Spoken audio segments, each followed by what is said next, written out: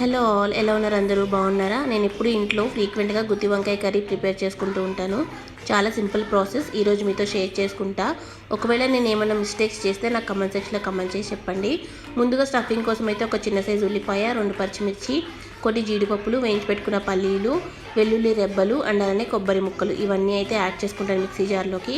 తర్వాత ఉప్పు, కారం, పసుపు, ధనియాల పొడి యాడ్ చేసుకుని కొద్దిగా వాటర్ యాడ్ చేసుకుంటూ మెత్తగా పేస్ట్లా అయితే ప్రిపేర్ చేసుకుంటాను అనమాట. నువ్వులు కూడా ఉంటే యాడ్ చేసుకోవచ్చు, లేవు నా దగ్గర, అందుకే స్కిప్ చేశాను.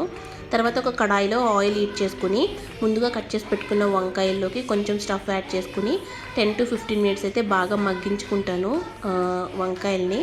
తర్వాత మిగిలిన పేస్ట్ కూడా యాడ్ చేసేసుకొని కొద్దిగా వాటర్ యాడ్ చేసుకుని తర్వాత ఉప్పు, కారం సరిపోకపోతే అవి కూడా యాడ్ చేసుకుని 10 to 15 మినిట్స్ అయితే కుక్ చేసుకోవాలి. ఇలా 80% కుక్ అయిన తర్వాత కొత్తిమీర వేసి ఇంకొక 10 మినిట్స్ అయితే కుక్ చేసుకుంటాను అనమాట. ఆయిల్ ఇలా పైకి తేలితే కర్రీ అయితే రెడీ అయిపోయినట్టు.